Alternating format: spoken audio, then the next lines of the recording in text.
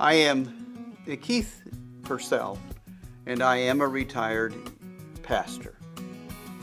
I have been in religious service for a total of about 56 years. 46 of those were as a pastor for two local congregations. The schooling that I received in preparation for ministry really were with two Bible colleges for undergraduate study. I went to Johnson Bible College, which is located east of Knoxville, Tennessee, and for about a year and a half, and then I did 2.5 more years of study at Nebraska Christian College. The major responsibilities that a person has in ministry is, first of all, to really serve the people who are there. And in order to do that, you must know them.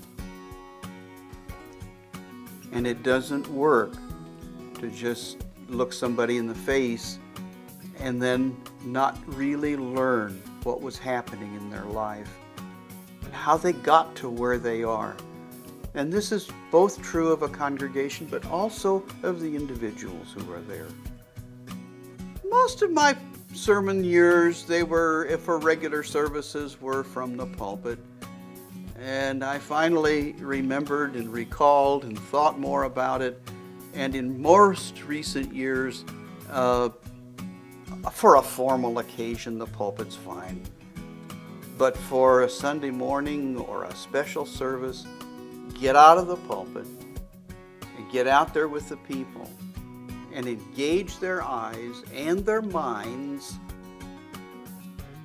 and encourage dialogue in the best way that you can get it. Sometimes the expression on their face, sometimes the uneasiness with which they hear some words, and sometimes if you ask the right question, you can even get feedback and answers from them.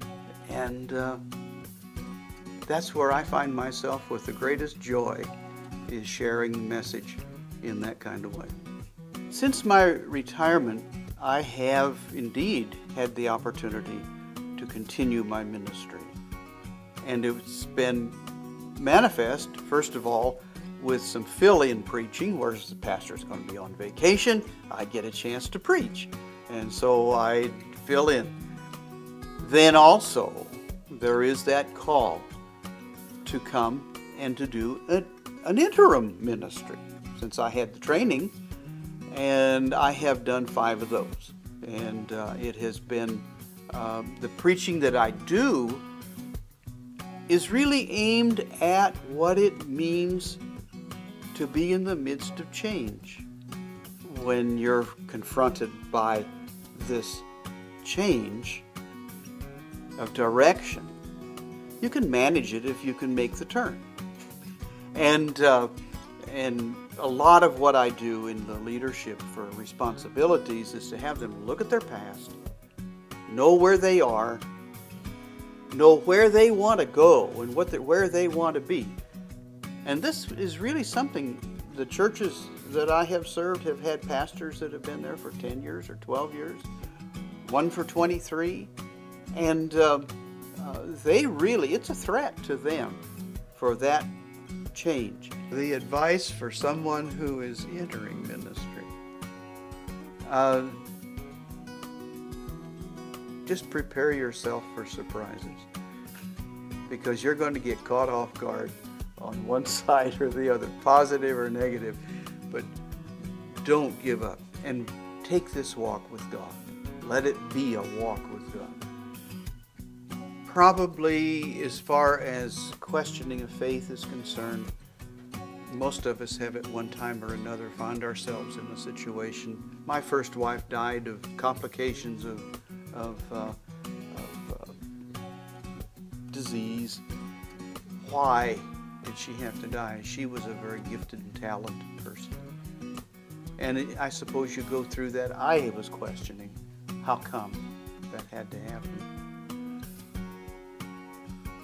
But most of the time, what I have experienced is that God has helped me walk through something, and I'll look back and realize I might have asked some questions about that, my own faith, but that God was there. My future goals and plans are really to continue to walk with God, and with that awareness, that spiritual experience of being in the presence of God and knowing that God is there. And what does the Lord require of you? But to do justice, and to love kindness, and to walk humbly with God.